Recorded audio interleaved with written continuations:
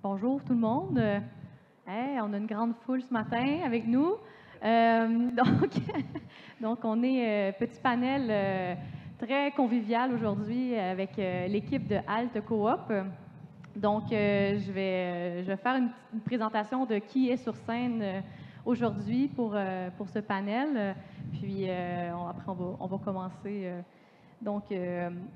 Rapidement, je vais commencer avec moi-même. En fait, Abrielle, moi, je suis diplômée de Polytechnique en génie mécanique. Puis après, j'ai décidé d'aller faire une maîtrise à HEC en gestion de l'innovation sociale. Donc, c'est à ce moment-là que je me suis baignée dans tout le milieu de l'économie sociale. J'ai découvert c'est quoi des coopératives, des OBNL. Et après ça, donc, j'ai eu la chance de cofonder Alcoop en 2017, donc une coopérative, première coopérative en génie conseil, donc au Québec, qui transforme toutes les façons de concevoir, les façons de construire, de vivre, puis remet aussi tout ce qui est l'aspect du travail, donc comment on amène à travailler différemment. Et on est également spécialisé dans tout ce qui est design d'habitation écologique et de serre. Donc, bonjour. Et on a ici Marc-Antoine. Donc, Marc-Antoine Meilleur, qui est ingénieur spécialisé en design de bâtiments bioclimatiques et systèmes mécaniques alternatifs.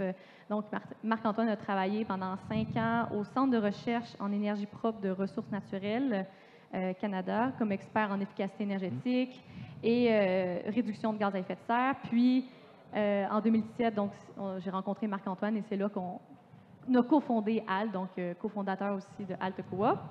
Ensuite, on a Diane Bastien, qui est détentrice donc d'un doctorat en génie du bâtiment. Diane Bastien est chercheuse pour l'Université du Danemark du Sud et tout récemment membre de ALT Coop. Et Diane, donc, ça a été une des premières Canadiennes à devenir une designer certifiée maison passive, par le Passive House Institute en Allemagne. Puis, en plus d'être spécialisée dans l'efficacité et l'autonomie énergétique, Diane est formée également en biobiologie par le International Building Biology Institute. Elle concentre vraiment toute son énergie dans la recherche et le design de bâtiments à haute efficacité énergétique, résilients, construits avec des matériaux sains, autant pour les habitants que pour l'environnement. Et finalement, on a Marc ici, également récemment membre chez Halte Coop. Donc, Marc, lui, a fait un diplôme d'architecte en France en 2016, puis a commencé à prendre conscience de l'importance de développer des bâtiments écologiques et avec des méthodes de construction donc saines et durables. Puis, il a décidé de changer de voie et de se former donc en génie civil au Québec, à Polytechnique. Puis maintenant, il travaille chez ALT en tant qu'ingénieur junior dans la branche de bâtiment au niveau de la structure. Donc voilà, ça fait un bon éventail de qui on est sur scène avec vous aujourd'hui. Puis en fait, on avait envie de vous parler donc de processus d'éco-construction et en se basant sur un des premiers projets qu'on a fait chez ALT, donc qui nous a le plus inspiré, qui était le plus aligné avec nos valeurs. Et c'est le projet donc La Ruche que vous voyez sur l'écran, qui est un projet qui a été réalisé en avril 2019, qui est situé en Gaspésie. Puis La Ruche, rapidement, c'est une entreprise agro-touristique qui a vraiment pour objectif de mettre en relation le client qui est intéressé puis qui est sensible à la cause de l'agroalimentaire, puis le mettre en relation avec le milieu agricole, en fait.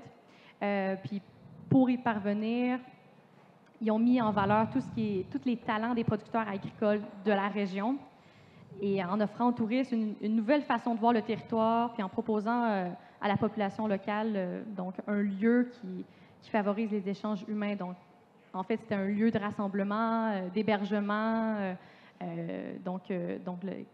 qui était à la vocation de faire connaître différentes façons de produire l'alimentation, mais également, on pourrait même dire, différentes façons de construire des bâtiments même. C'est un lieu assez inspirant.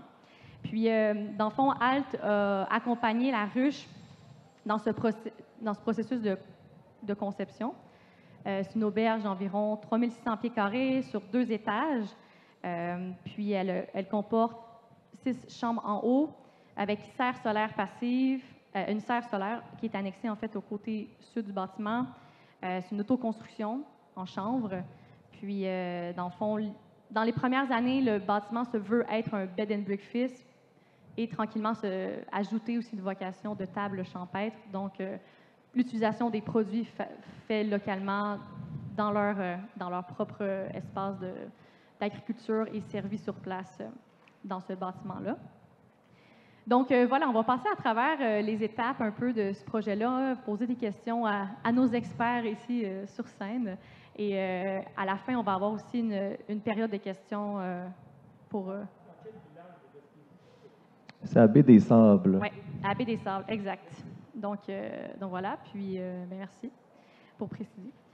Donc, on va commencer un peu juste en résumant un peu les faits saillants de ce bâtiment-là. Qu'est-ce qui fait qu'il est écologique? Qu'est-ce qui fait qu'il est intéressant à ce qu'on vous parle aujourd'hui de ce bâtiment-là? Donc, je laisse vous commencer. Peut-être Marc-Antoine, si tu veux partager quelques faits saillants.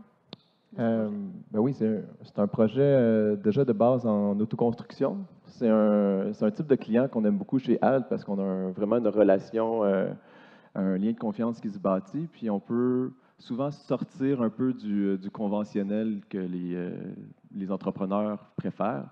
Fait que si par exemple il y a des désirs via le client, soit des techniques un peu plus alternatives, on peut y aller. On fait aussi beaucoup de conventionnels, mais on est très à l'aise à accompagner des autoconstructeurs. Comme dans ce cas-ci, il y a, on voit une serre solaire passive, il y a aussi des particularités par rapport à la fondation, ainsi de suite. Puis c'est aussi le genre de projet qu'on aime beaucoup parce qu'on les clients étaient vraiment motivés par obtenir des matériaux biosourcés. Donc,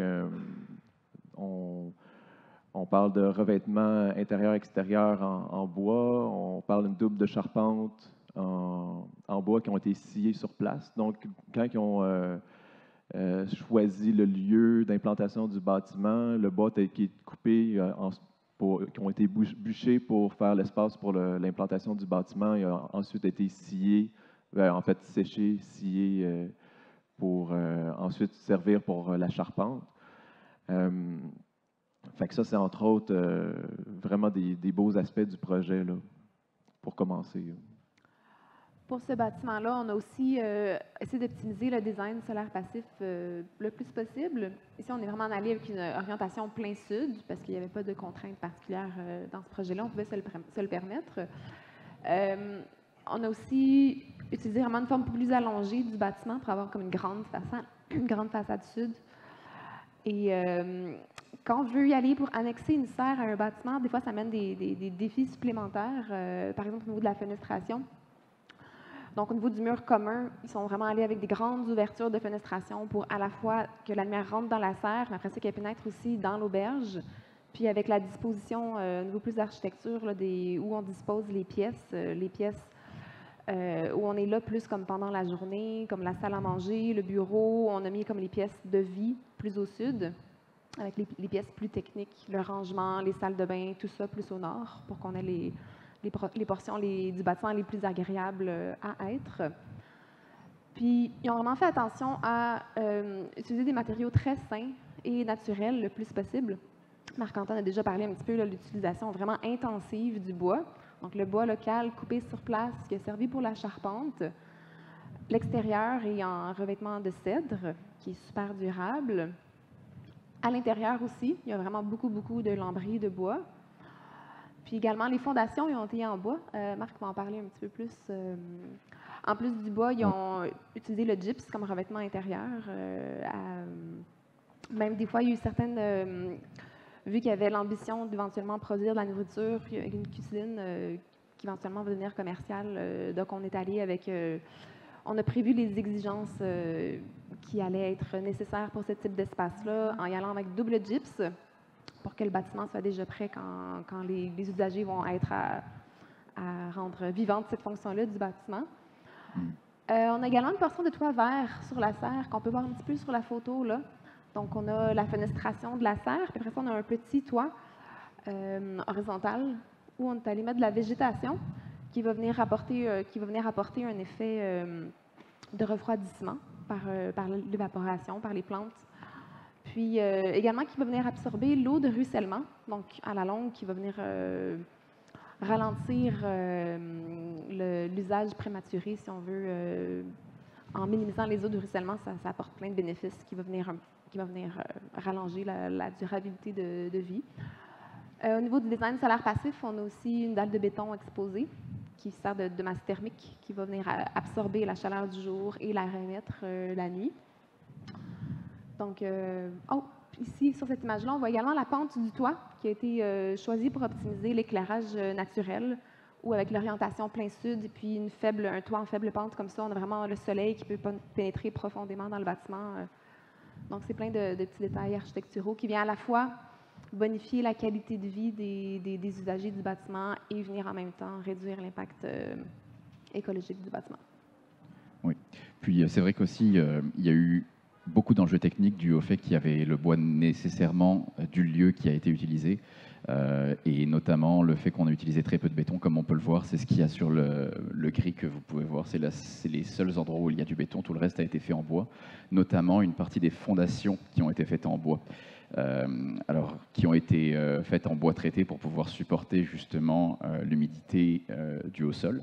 C'est un sol qui a une faible déclinaison, donc d'un côté, si on peut le voir sur cette partie-là, donc on va avoir vraiment le sol qui va être directement du côté de la serre, et puis au fur et à mesure que ça monte, on va avoir le sol qui va être un petit peu plus haut, qui va monter jusqu'à peu près 2 à 3 pouces au-dessus au-dessus du niveau qu'il était au sud. Ce fait-là donnait une utilisation du béton qui était non optimisée, parce qu'on aurait été obligé de faire soit un mur en béton qui aurait été très haut, soit faire un mur en béton en escalier qui aurait donc utilisé beaucoup de ressources. L'utilisation du bois a permis justement de réduire l'utilisation de matériaux et aussi d'avoir quelque chose de plus sain, parce que le bois traité est finalement, contrairement à ce qu'on pense, peu polluant globalement. Et donc on peut voir qu'au fur et à mesure que cet enjeu a été traité, la maison a été construite donc avec la dalle sur sol en premier lieu, puis ensuite la production des murs. Et donc tous ces murs-là ont été utilisés directement des arbres coupés sur le site quand il a été défriché.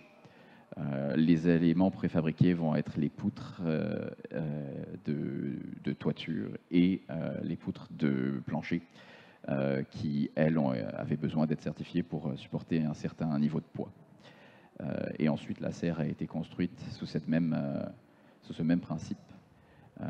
Ce qui a permis d'être construit aussi en hiver, c'est que les murs en fondation en bois ne sont pas soumis à l'impact du froid en comparaison avec le béton ou avec l'acier qui ont une faible résilience vis-à-vis des différences de température. Et ça a permis aussi de faire une construction plus continue pour finir vers un bâtiment qui a été abouti progressivement et qui maintenant produit ses propres légumes et a cette petite salle de restauration. Merci. Je pense qu'on a fait... Ça fait pas mal le tour quand même de ce projet-là, comme à quoi qu'il ressemble, qu'est-ce qui est intéressant à vous partager par rapport à cette conception, construction-là. Et justement, pour commencer avec la première question, donc j'aimerais vous poser maintenant, c'est justement quelles sont les étapes clés d'un processus typique d'éco-construction, justement. Tu sais, là, on parle de celui-là, mais globalement, qu'est-ce qu'on peut en retirer? C'est quoi les processus clés, finalement? Bien, si je peux commencer, je ne sais pas s'il y a des gens qui veulent se construire imminemment ou dans les prochaines 10 ans, mais en fait... À main levée, tu sais, il y en a? Ah, oui, OK. Génial. En fait, il n'est jamais trop tôt pour commencer à se préparer. Dans le fond, la planification, idéalement, va durer même plus longtemps que la construction là, ou équivalente. Le mieux qu'on est préparé, le moins d'embûches, le plus le bâtiment va répondre aux besoins, finalement, de vos besoins. Puis ces clients-là étaient justement là, des bons clients. Ils réfléchissaient à leur projet depuis 4 ans. Donc, c'est vraiment une bonne pratique de recueillir l'information, de parler au maximum, visiter des bâtiments qui vous inspirent, des technologies qui vous inspirent. Puis tout ça, après ça, vient une étape qui est vraiment importante. C'est même avant d'avoir des plans pour construction préliminaire, c'est important de venir rencontrer votre municipalité, présenter votre projet pour bien comprendre c'est quoi les contraintes au niveau de la municipalité, parce que c'est pas toutes les municipalités qui ont, par exemple, peuvent vous orienter plein sud, qui peut avoir n'importe quel type de fondation, par exemple des bâtiments sur pieux ou ainsi de suite, la hauteur du bâtiment, le revêtement. Fait que, pour ne pas avoir de mauvaises surprises, puis finalement d'optimiser votre temps avec les professionnels, le plus tôt vous connaissez les contraintes, le mieux ce sera pour finalement avoir un processus de design optimal. Puis si ce n'est pas vous qui le faites, assurez-vous que votre technologue ou votre designer fait cette validation avec la municipalité. Une fois qu'on a justement, là, on a bien compris c'est quoi les contraintes au niveau du... Puis marcher votre terrain, là, c'est vraiment important de sentir bien son terrain, sentir le relief, sentir l'éclairage, parce que regardez les vues, qu'est-ce que vous voulez voir dans votre bâtiment. Fait que, vraiment prendre possession de ce terrain-là avant qu'il soit construit, c'est vraiment une étape importante. Puis c'est toutes des informations que vous devez communiquer à votre designer si ce n'est pas vous-même qui faites les plans. Fait que ce soit un membre de HALT ou que ce soit un designer, il vient la période un peu plus d'idéation. Fait que là, c'est vos désirs, vos besoins, les contraintes qui sont sur la table. Puis là, c'est vraiment vraiment une belle étape là, de remue-ménage puis d'idéation qui se passe. Puis, Alcoop est spécialisé dans l'optimisation au niveau de la structure, de l'énergie, concevoir un bâtiment bioclimatique. On peut vous aider autant au niveau de la réalisation des plans, mais aussi en idéation. Donc, nous, on aime beaucoup ça être au début du projet, simplement pour vous accompagner avec votre choix de designer, pour vous donner des bonnes idées au niveau par la ventilation naturelle, un design bioclimatique, le choix des matériaux, les contraintes au niveau de l'emplacement du terrain. Fait que ça, c'est une autre étape cruciale, c'est dans le fond le pré-design. C'est là qu'on sort les concepts clés, les désirs, puis qu'on prend vraiment une forme, une tangente selon les inspirations, puis la vision du client. Puis on donne des bonnes idées, puis en fonction de votre désir de performance, en fonction de votre budget, on va être capable de, le plus tôt possible, recadrer, puis vous aider à avoir un projet à succès, finalement. Après ça vient la réalisation des plans. Rendu au plan préliminaire, nous, on aime, quand on fait des plans à l'interne, on va par défaut faire une simulation énergétique, simplement pour vous aider à avoir un bon design qui est solaire passif, puis qui minimise la surchauffe. Fait que c'est vraiment au plan préliminaire qu'on peut optimiser le bâtiment pour avoir un bâtiment qui est confortable et performant. Puis là, on donne des recommandations aux designers au niveau des systèmes, au niveau de la fenestration. Chaque bâtiment a sa recette de fenestration. Fait que c'est vraiment important à ce moment-là de bien les choisir pour justement que ce soit un bâtiment qui fait bon vivre. Puis ensuite, on vient aux plans finaux. Puis réajustement en fonction du budget aussi se passe là dans les plans préliminaires lorsque vous allez faire demande de soumission, et ainsi de suite. Là. Fait que, en gros, ça serait les étapes que je vois. Dans le processus de construction, tout à l'heure, entre nous, on parlait, je pense que c'est toi qui avais parlé de l'approche d'y aller par entonnoir. Au début, on est dans le brainstorm. Qu'est-ce qu'on veut? On veut le sauna, la piscine, le spa, le toit vert, les panneaux solaires. Des fois, au début, on veut tout. Puis là, après ça, là, on a toujours des contraintes financières, une certaine enveloppe budgétaire. Puis bon, OK, là, il faut maintenant se mettre à prioriser. Puis voir aussi qu'est-ce qui va ensemble. Parce que des fois, deux désirs pourraient être conflictuels en termes d'utilisation de l'espace ou des fois, c'est pas possible. Donc, Donc, tranquillement, c'est ça, d'y aller en forme entonnoir puis de dire, OK, bien, ça, on aimerait ça, mais c'est peut-être moins important. Fait qu'on le garde là, peut-être, si c'est possible, mais sinon, peut-être ça va sauter. Puis tranquillement, vraiment, de se laisser le temps de faire ce processus-là pour identifier quels sont nos véritables besoins, finalement, pour arriver à un bâtiment qui va répondre à nos besoins, non seulement maintenant, puis dans les années à venir aussi. Puis également se garder un aspect peut-être évolutif, se dire, OK, qu'est-ce que je veux absolument maintenant, puis qu'est-ce que je pourrais le faire dans le futur. Puis des fois, on pourrait, bon, des panneaux solaires, ça me tente, mais j'ai peut-être pas, je préfère mettre de l'argent dans l'isolation de ma maison pour maintenant, dans l'enveloppe. Puis dans une couple d'années, quand j'aurai d'autres argent de côté, ben, à ce moment-là, je dirais avec les panneaux. Mais déjà, il y a plein de décisions qu'on peut prendre d'avance qui va vraiment faciliter l'installation des panneaux solaires plus tard, puis qui va venir sauver beaucoup d'argent, simplement en passant des conduits pour passer les fils, puis tout ça. Donc ça, c'est penser en termes d'entonnoir, priorisation des besoins, puis éventuellement voir si on ne peut pas étaler dans le temps certains de nos désirs qui vont venir répondre à nos contraintes financières. Ça, c'est vraiment pour rebondir, là, parce que on a beaucoup de clients, justement, qui veulent... par exemple, la serre, je pense, annexée, c'est un super bon exemple parce que c'est quelque chose qui doit être réfléchi avant. Souvent, on a des clients qui la veulent, la serre, soit par contrainte de temps ou bien d'argent, qui veulent le phaser, mais c'est quelque chose qui doit vraiment être prévu déjà au design. C'est correct que ça soit phasé, mais il faut que ça soit prévu autant au niveau du look architectural, mais aussi de la composition du mur mitoyen. En fonction des matériaux dans votre mur mitoyen, il y a des particularités à avoir au niveau d'avoir une serre, pas simplement un solarium, là, mais une serre de production là, où est-ce qu'il va faire chaud et humide. Fait que ça, c'est toutes des choses qu'il faut, idéalement, on le prévoit d'avance. Ça minimise beaucoup l'improvisation ou bien les compromis désagréables, là, finalement, lorsqu'ils vont se réaliser. Oui. Puis aussi, je vais rebondir sur l'entonnoir. Ce que ça vous sert à faire, c'est aussi de regrouper vos besoins, puis de tirer vraiment l'essence du projet. Souvent, une astuce que personnellement j'utilise, mais il y a beaucoup de gens qui l'utilisent, ça va être que si vous êtes capable de résumer votre projet en une phrase ou en quelques mots, ça veut dire que vous avez réussi à trouver l'essence qui va vraiment vous aider à savoir dans quelle direction aller. Et ensuite, les moyens pour y accéder, ça va être la partie de conception de plans et de devis. Mais la partie d'idéation est souvent une partie qu'on néglige et qui, au final, on se rend compte qu'on oublie certaines affaires. Donc c'est pour ça que ce processus est vraiment primordial pour pouvoir vraiment arriver à quelque chose qu'on veut et qu'on est capable de prévoir à l'avance. Bon, Clairement. C'est quand même quelque chose que je trouve.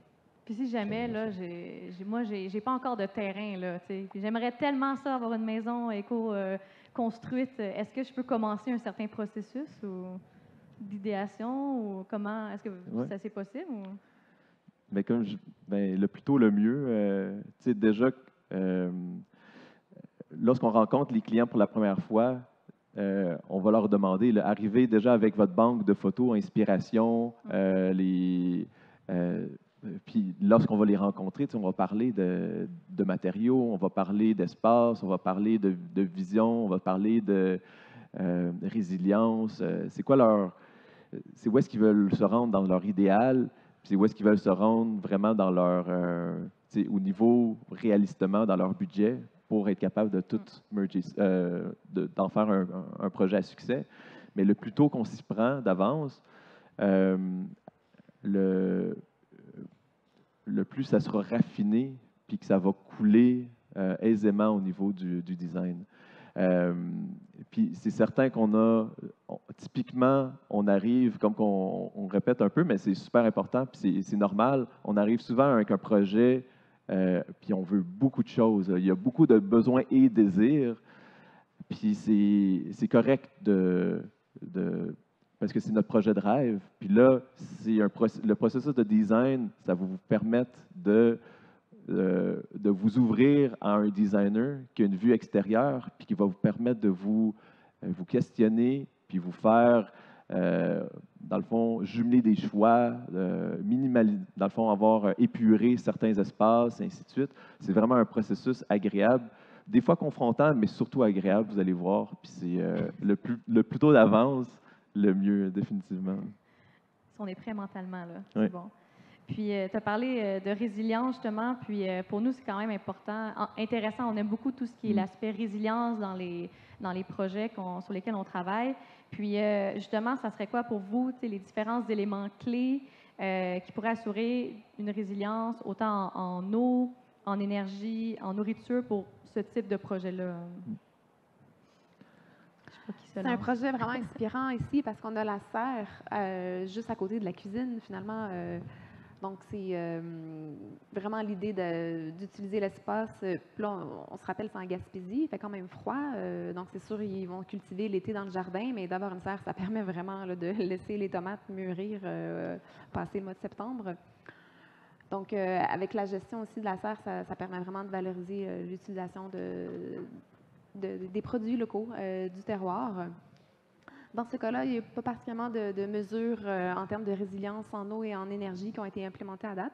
Mais dans d'autres projets, on a des gens qui sont intéressés à récupérer l'eau de pluie. On a aidé des gens qui installent des espaces de culture, entre autres, au 17e étage d'un centre-ville, au centre-ville à Montréal, où là, on les a aidés à designer un système de récupération d'eau de pluie qui va venir utiliser qui vont pouvoir utiliser pour l'irrigation des plantes. Donc, on a une membre à ALT, c'est son expertise, la gestion de l'eau.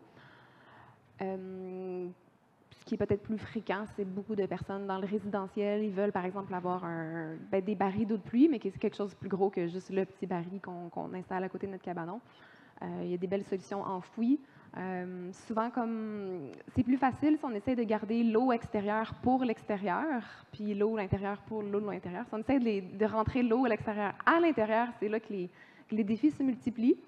C'est pas impossible. On a des cas où on réussit à alimenter des toilettes avec l'eau de pluie, mais c'est là aussi que la réglementation vient rapidement freiner des idées qui peuvent être très bonnes, mais après ça, il faut qu'on s'assure qu'on reste dans les règles, puis parfois ce qu'on veut faire est juste pas possible. Des fois, il y a l'option aussi de faire de la sensibilisation avec les municipalités. Surtout, je pense que plus maintenant que jamais, le temps est mûr pour aller les confronter. On ne peut pas faire ça, mais regardez les bénéfices. Pourquoi?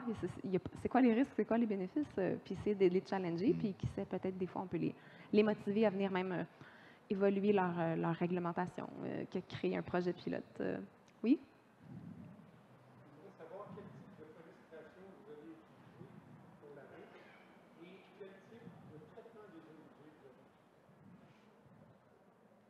Oui, ben, au niveau de la fenestration, Ouais. au niveau de la fenestration, on a un vitrage. C'est assez particulier parce qu'on a un bâtiment solaire passif, mais ça reste quand même. On voit que le premier étage est dédié à des espaces de cuisine, de réception, et ainsi de suite. Le deuxième étage est dédié vraiment à des espaces à chambre à coucher. Donc, des espaces à chambre à coucher au sud. Déjà là, c'était une contrainte justement au niveau du bâtiment puis la vocation d'avoir ça. Fait on a quand même été assez précaution. On a agi en précaution au niveau de la fenestration au deuxième étage. Donc, on a un vitrage triple avec un coefficient de gain solaire relativement faible. Je pense qu'on est à 0,35. Si vous connaissez ça, c'est finalement 35 du solaire entre en termes de gain solaire. Au niveau de la fenestration de la serre, c'est tout autre chose. Là, on a un vitrage double, clair, donc vraiment pour favoriser la photosynthèse. Au niveau des eaux usées, ça, je ne pourrais pas en parler puisque ce n'est pas mon expertise. On a quand même moins travaillé sur ce volet-là des eaux usées par rapport à ce projet-là. Donc, peut-être qu'on ne préférerait pas se lancer là-dedans. Mais moi, je serais curieuse aussi, justement, en termes d'efficacité. On parle de résilience en énergie, mais justement, c'est quoi les techniques? Qu'est-ce qui a fait en sorte que ce bâtiment ou d'autres bâtiments peuvent être vraiment résilients en énergie? C'est quoi justement une serre? Est-ce que c'est... Il y a un principe de base de l'énergie, c'est vraiment mon dada, là, je pourrais en parler, et puis ça, c'est un bel exemple. C'est autant l'énergie que l'eau, il y a un principe de base. Plus on veut tendre vers la résilience, plus il faut tendre vers une efficacité en termes d'usage. Donc, au niveau de l'énergie, on parle d'avoir un bâtiment performant, avec des caractéristiques supplémentaires au Code de construction du Québec. Ici, on a une double ossature en chanvre avec une isolation autour de peut-être R35 ou R40. Donc, presque 2 fois les exigences minimales du code. Puis, une toiture à R60 en cellulose, en, en vrac, là, si on Ouais, veut. à 24 Donc, pouces. 1,5 fois plus grand que celle du code. Fait que ça, c'est déjà avec une bonne étanchéité. On s'est assuré de ne pas improviser sur le chantier au niveau de l'étanchéité à l'air, finalement, les infiltrations d'air. Fait que déjà là, réduire la consommation énergétique de chauffage, ça favorise, après ça, l'utilisation d'un foyer auxiliaire pour le chauffage s'il y a une panne de courant, il y a un problème quelconque pendant l'hiver, ou l'ajout de panneaux solaires photovoltaïques pour justement une autonomie au niveau des équipements électriques. C'est la même chose pour l'eau. Déjà prévoir des robinets soit certifiés WaterSense ou du moins à faible débit, là, ça va vous aider si vous avez un désir, soit d'avoir votre pompe à eau connectée sur des panneaux solaires ou une banque de batterie, ou avoir un réservoir d'eau, minimiser la taille du réservoir d'eau enfoui finalement pour réduire les coûts. Donc, c'est deux principes de base, autant au niveau énergie que d'eau. Juste avoir un bon design qui permet justement là, de minimiser la consommation. Après ça, on peut rajouter des systèmes, mais ça va avoir des systèmes pas mal moins coûteux puis pas mal de plus petite taille, là, finalement. Au niveau après ça, de l'alimentation, ben, on a la serre. On a aussi une chambre froide. Fait que là, on parle de résilience en alimentation. Je ne sais pas si vous avez d'autres. Pour revenir au niveau énergétique, moi, c'est un peu pour ça que je suis une si grande fan du concept Passive House en Allemagne. Parce qu'à partir du moment qu'on a vraiment une bonne enveloppe bien isolée avec un design solaire passif, cette maison-là ne va jamais geler, même s'il n'y a pas de chauffage, puis même pas obligé d'être designé solaire certifié Passive House. Ici, Ginette me racontait, on a Ginette Dupuis ici, qui a construit une maison en terre à Bolton Est, selon les principes bioclimatiques. Puis elle me racontait qu'elle était partie à l'extérieur pendant quelques jours. Puis bon, on ne sait pas exactement combien de temps la maison a manqué d'électricité, mais c'était comme quand il faisait, je pense que c'était en février, c'est ça, il faisait en janvier. Donc une période de grand froid, puis elle est rentrée chez elle. OK, il faisait froid, mais je pense qu'il faisait comme 12, 15. Donc une maison qui a zéro chauffage pendant, on ne sait pas exactement combien de jours, mais plusieurs jours, puis on rentre, puis il fait 15. La plupart d'une maison conventionnelle, après plusieurs jours pas de chauffage, à moins 25 dehors, il ne fait pas 15, là, il fait moins 5, puis tes tuyaux ils ont explosé. Donc, vraiment un aspect de résilience. OK, la maison n'est pas confortable, mais au moins, il n'y a rien qui est en danger dans la maison, puis on peut quand même continuer à y vivre avec plusieurs chandails de laine. Donc, vraiment un bon design bioclimatique, un aspect de résilience aussi. En cas de panne, la maison va quand même, on va pouvoir survivre dans cette maison-là plusieurs jours, puis on ne va pas vivre là, tout. Ben, on se rappelle encore là, la crise du verglas, tout le chaos que ça a causé. Une bonne maison bien conçue va pas subir de dommages à ne pas être alimentée en énergie pendant plusieurs jours. Puis maintenant, au niveau des possibilités techniques aussi, avant, si on voulait installer des panneaux solaires pour produire de l'électricité, il y avait vraiment juste deux choix. Soit qu'on était indépendant du réseau d'Hydro-Québec, ou soit qu'on était connecté au réseau, mais qu'en cas de panne, ben, à ce moment-là, on ne pouvait même pas utiliser l'énergie produite par nos panneaux solaires pour alimenter notre maison. Mais là, maintenant, il y a des onduleurs hybrides sur le marché, puis Hydro-Québec évolue. Puis donc là, maintenant, il y a une foule de possibilités de systèmes hybrides où on peut installer des panneaux solaires avec un onduleur qui permet d'opérer en différents modes, également de se connecter avec des voitures électriques ou d'accommoder une génératrice. Donc maintenant, il y a vraiment des produits merveilleux sur le marché qui développent des nouvelles possibilités. Donc maintenant, ça rend la résilience beaucoup plus accessible. Donc on peut y aller et penser qu'un système modulaire, bon, éventuellement, on vise l'autosuffisance énergétique, mais peut-être qu'on peut commencer par juste, OK, acheter un onduleur de la capacité qu'on veut, puis après ça, peut-être juste un petit panneau solaire, puis juste une petite batterie, puis penser à un système qu'on agrandit au fil du temps. Donc ça, c'est des sortes de projets qu'on peut vous accompagner, nous, puis on a vraiment plein de partenaires aussi au Québec. Là, on a les gens, là, on a des contacts, des gens qui font ça depuis 10 ans au Québec, qui sont super qualifiés pour vous accompagner dans ces aspects-là de vos projets.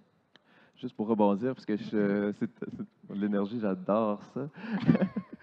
Mais c'est ça, ça nous est arrivé à quelques reprises qu'on va designer. On utilise la simulation énergétique pour vraiment comprendre Si, par exemple, il n'y a pas d'électricité, comment que le bâtiment va réagir?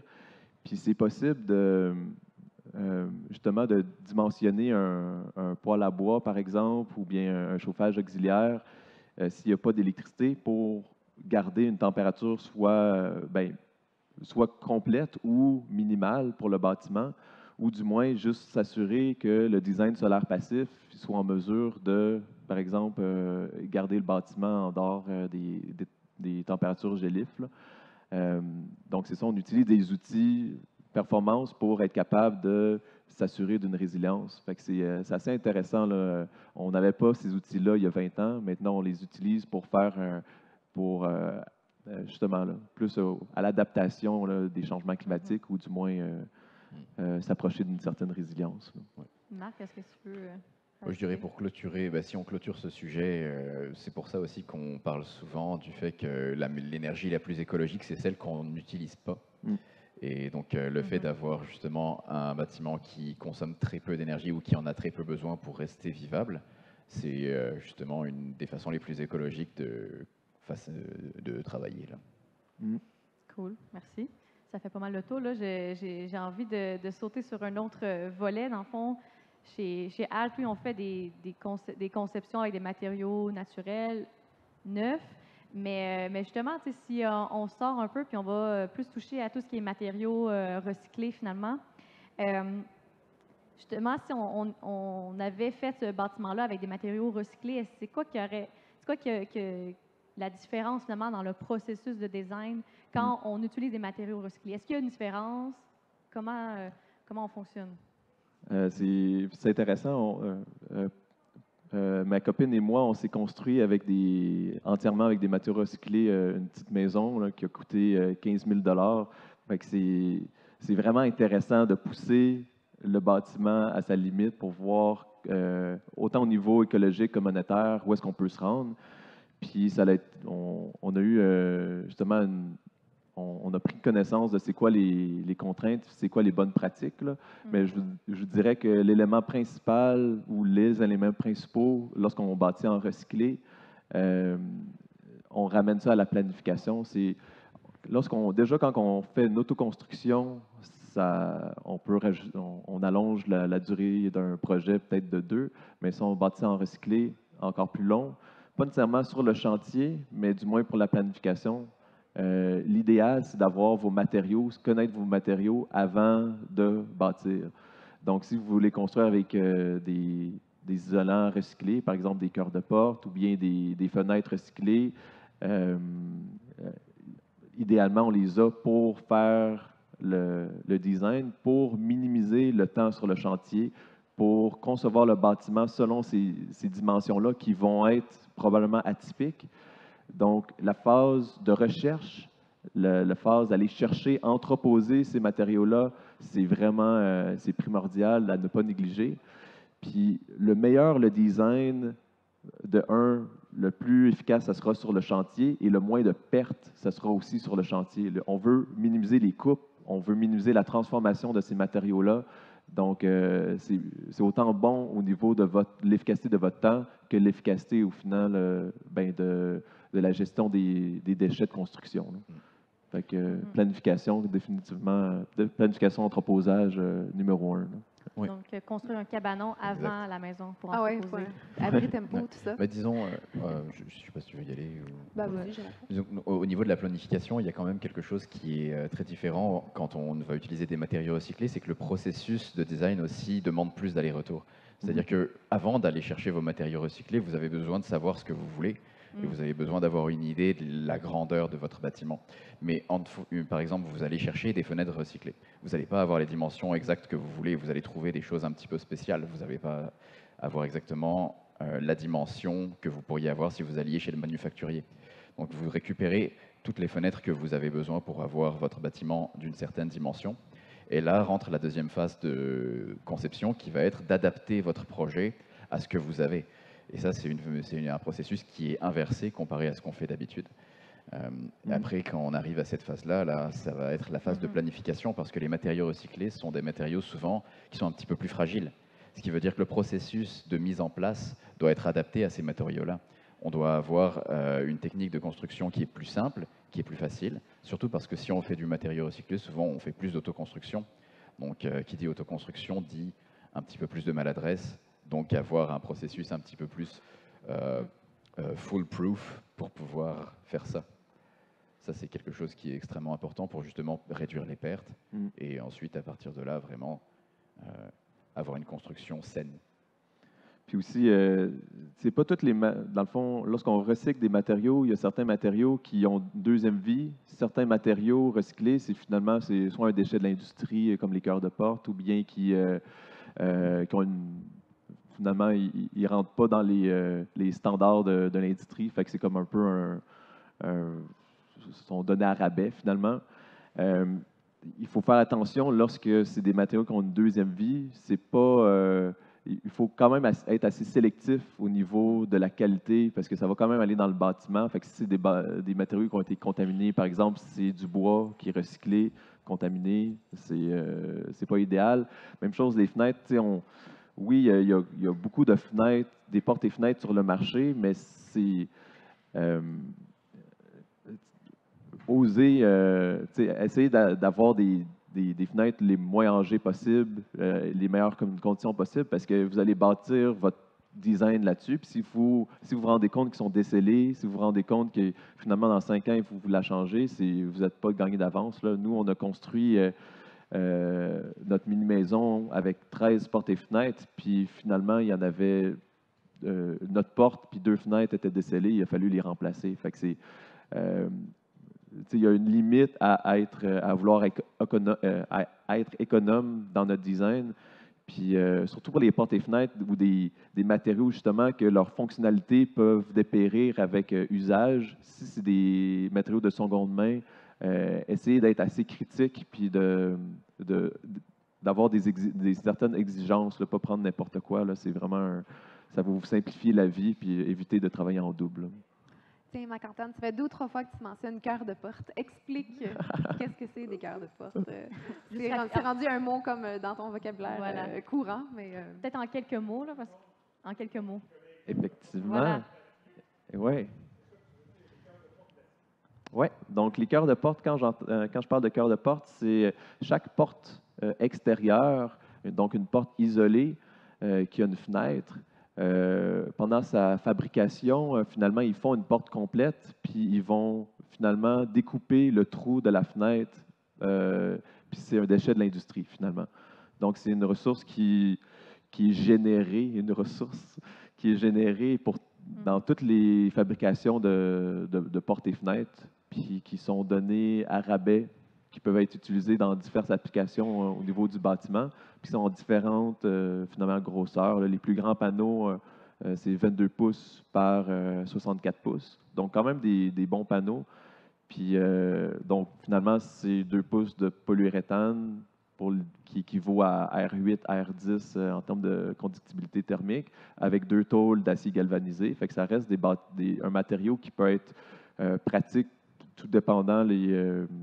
Il faut faire attention où est-ce qu'on l'applique. Donc, il y a quand même... On ne peut pas l'appliquer partout. On peut pas, il y a quand même des conditions en termes de sciences du bâtiment puis de structure, mais ça reste une ressource qui est relativement abordable, qui est à multi-usage. Par exemple, nous, on l'utilise pour faire un coffrage isolé de nos fondations. Donc, on l'utilise en termes de coffrage parce que c'est un matériau qui est super robuste, qui est rigide, puis qui est isolant.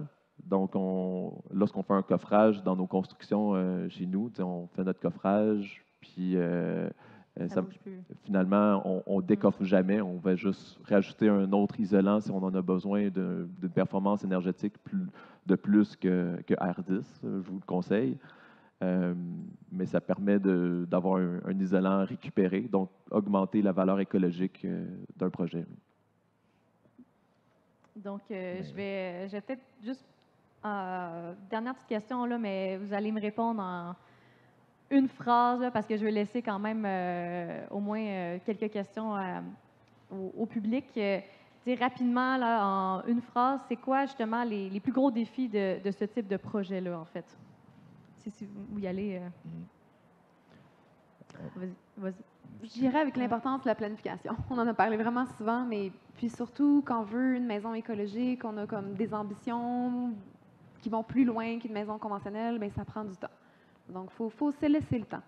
Hier, les autres conférenciers, hier, on parlait là, combien de temps ça prend pour concevoir une maison, un bâtiment. Maryse le dit qu'elle avait dit 9 mois. C'est comme un bébé. Puis j'aime bien ça conceptuellement. Je pense qu'on a pas mal besoin, là, pratiquement d'une année complète pour vraiment se laisser le temps de souvent, on a comme une idée en tête, puis après ça, d'en parler. En parler à plusieurs personnes, aller chercher plusieurs opinions, puis se laisser quelques journées pour décanter. Puis souvent, la meilleure solution va comme s'imposer d'elle-même. On va nous-mêmes le savoir finalement qu'est-ce qui répond le plus à nos besoins.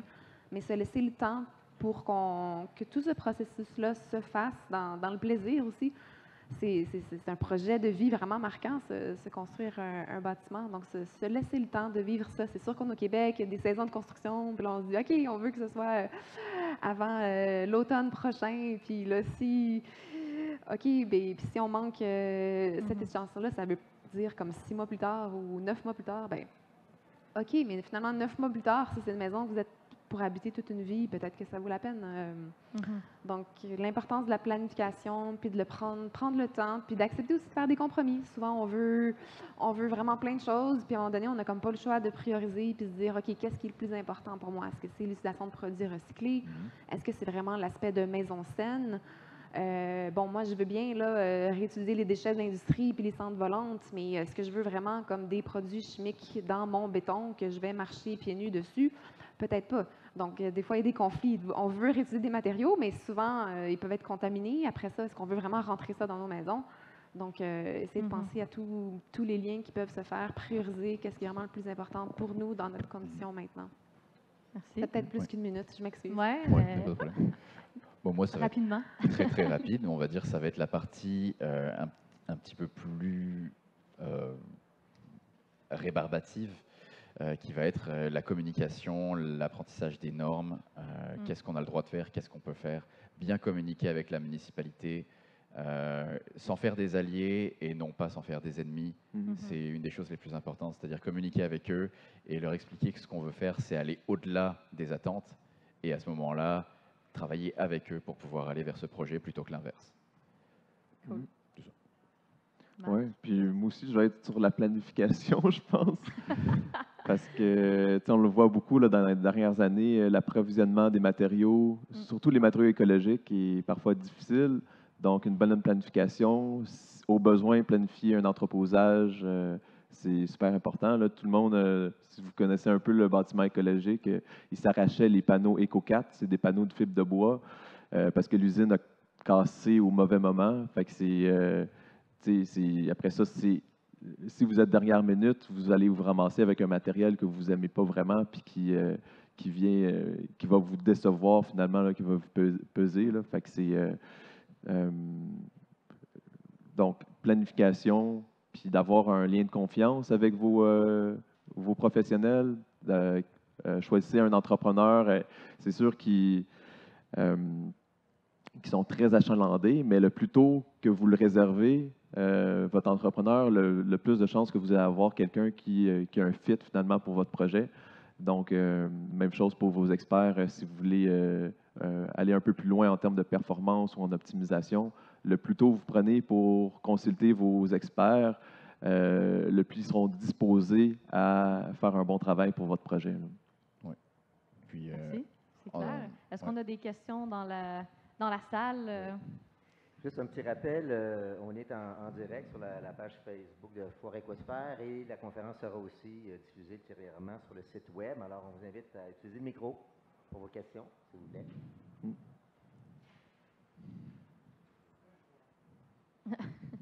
Je reviens sur les fenêtres. Oui. Fenêtres de PVC, fenêtres d'aluminium ou fenêtres de bois? Ou bois recouvert ou bois? J'aime cette question. Ouais, vas-y. Vas-y. Ben, PVC, c'est sûr, c'est le moins cher, mais c'est aussi, si on regarde les performances, c'est le moins performant en termes de rigidité. Puis, c'est surtout à base de chloride de vinyle, qui on sait qui est cancérigène. Donc, pour processus de création dans l'usine, les travailleurs qui travaillent avec ces produits-là, ils sont exposés à des vapeurs et on le sait que ces produits-là installés dans nos maisons, bien, éventuellement, ça se retrouve dans les poussières. Donc, en bout de ligne, c'est pas un matériau qui contribue à notre bien-être. Donc, c'est clair que c'est le moins cher, c'est plus abordable. Mais personnellement, j'essaie d'éviter le PVC. Après ça, sinon, il y a le fibre de verre qui est comme très intéressant, qui est très rigide. Il y a souvent une bonne isolation thermique aussi, qui demande très peu d'entretien, qui est très durable. Fait que c'est quand même un choix intéressant. Puis le bois, évidemment, le bois, ben, c'est renouvelable. Si on a la chance d'avoir des fenêtres qui ont été conçues avec du bois même local, c'est encore mieux. Des fois, le bois, la résistance thermique de la fenêtre est un peu moins intéressante. Donc là, il faut faire attention. Si on a comme de la condensation dans le bas, ben là, ça peut créer éventuellement de la moisissure. Donc, soit du temps à sabler, revernir la fenêtre, la petite moulure dans le bas, ce qui n'est pas super intéressant. J'aime beaucoup des bonnes fenêtres de bois de bonne qualité, recouvertes d'aluminium à l'extérieur. Comme ça, on n'a pas l'entretien à faire.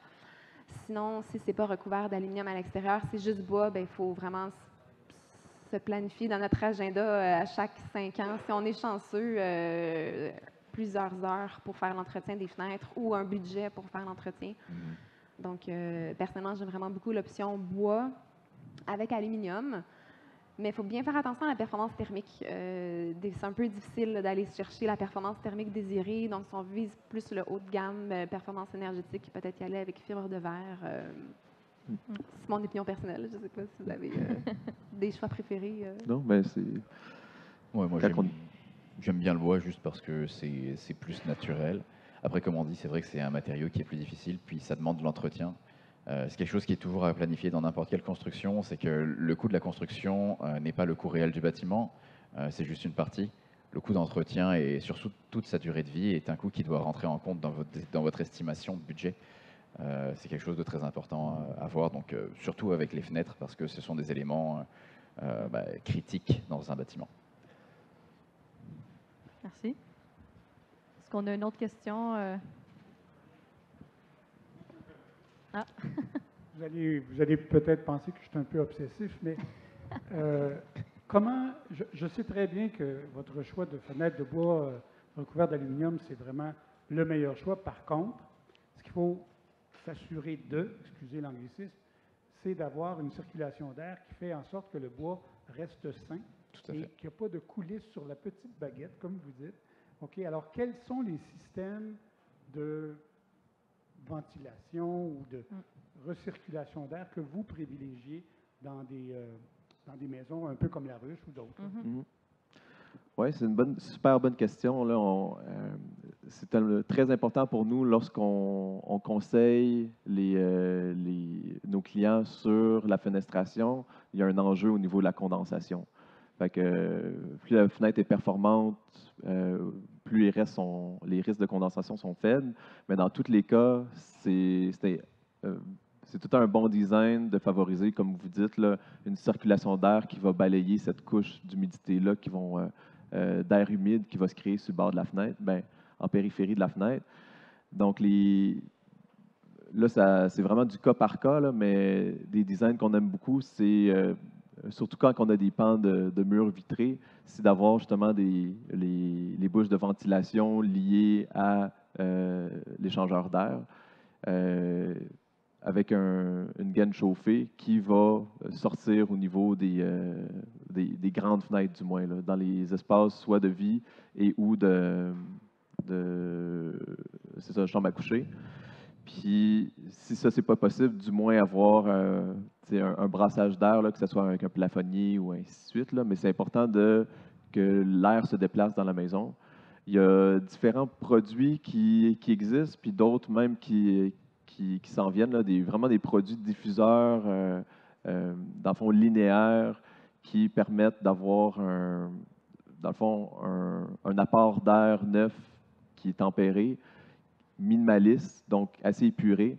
C'est des produits qui, certaines fois, sont juste en simple bouche d'aération.